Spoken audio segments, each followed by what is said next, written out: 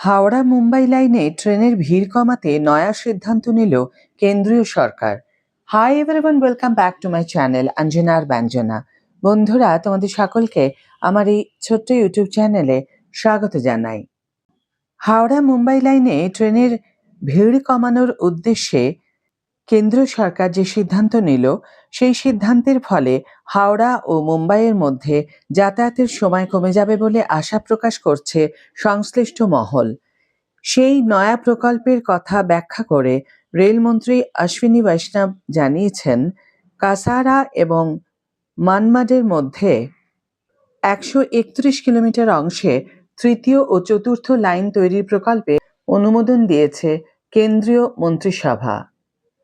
পশ্চিমঘাট পার্বত্য অঞ্চলের মধ্য দিয়ে ওই অংশটা গিয়েছে, ফলে তৃতীয় ও চতুর্থ লাইন তৈরির কাজটা অত্যন্ত জটিল হবে। কাজ শেষ করতে 5 বছরের মতো সময় লাগবে। এই মেগা প্রকল্পের আনুমানিক ব্যয় ধরা হয়েছে 10,154 কোটি টাকা। আর সেই জটিল প্রকল্পের বিষয়টি ব্যাখ্যা করে রেলমন্ত্রী জানিয়েছেন, আদতে মুম্বাই থেকে উত্তর ভারত এবং পূর্ব ভারতকে সংযুক্ত করার শাখা হল কাসারা মানমাড। এটা ঘাট সেকশন, পাহাড়ি এলাকা। এখানে ট্রেনকে ঠেলে নিয়ে যাওয়ার জন্য বাড়তি একটি লোকোমোটিভ লাগাতে হয়। নয়া প্রকল্পের মাধ্যমে ওই শাখায় আরও বেশি সংখ্যক ট্রেন চালানোর বন্দোবস্ত করা হচ্ছে। সেই সঙ্গে সম্পূর্ণ নয়া নকশা তৈরি করা হচ্ছে বলে জানিয়েছেন রেলমন্ত্রী।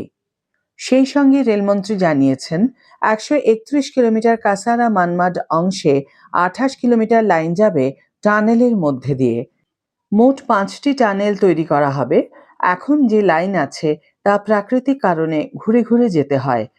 নয়া প্রকল্পের আওতায় ঘুরে ঘুরে যেতে হবে না, বরং টানেলের মধ্যে দিয়ে লাইন চলে যাবে।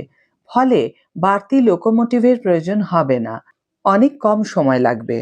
সার্বিকভাবে হাওড়া মুম্বাই লাইনের জন্য কাসারা মানমাড তৃতীয় ও চতুর্থ লাইন একটি গুরুত্বপূর্ণ প্রকল্প হয়ে উঠবে বলে জানিয়েছেন রেলমন্ত্রী। তিনি জানিয়েছেন, হাওড়া থেকে মুম্বাই পর্যন্ত অংশের সর্বত্র যে 4টি লাইন তৈরি করার পরিকল্পনা নেওয়া হয়েছে, সেটার আওতায় চলে আসছে কাসারা মানমাড প্রকল্প। ফলে হাওড়া এবং মুম্বাইয়ের মধ্যে যোগাযোগ ব্যবস্থা আরও মজবুত হবে বলে আশা প্রকাশ করেছেন রেলমন্ত্রী। কাসারা মানমাড তৃতীয় ও চতুর্থ লাইন প্রকল্প: 1. 3টি গুরুত্বপূর্ণ ব্রিজ থাকছে। বড় ব্রিজ থাকছে 16টি, 218টি ছোটখাটো ব্রিজ থাকছে।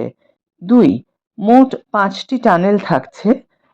দীর্ঘতম টানেলের দৈর্ঘ্য হল 24 কিলোমিটার। আজকের ভিডিও এখানে শেষ করছি বন্ধুরা। ভিডিওটি যদি কার্যকর বলে মনে হয়ে থাকে তাহলে অবশ্যই একটি ছোট করে লাইক দিও, শেয়ার করো বন্ধুদের সাথে, কমেন্ট করে অবশ্যই তোমাদের মতামত জানিও। যারা এখনো আমার চ্যানেলটিকে সাবস্ক্রাইব করোনি তারা অবশ্যই চ্যানেলটিকে সাবস্ক্রাইব করে আমার পাশে থেকো।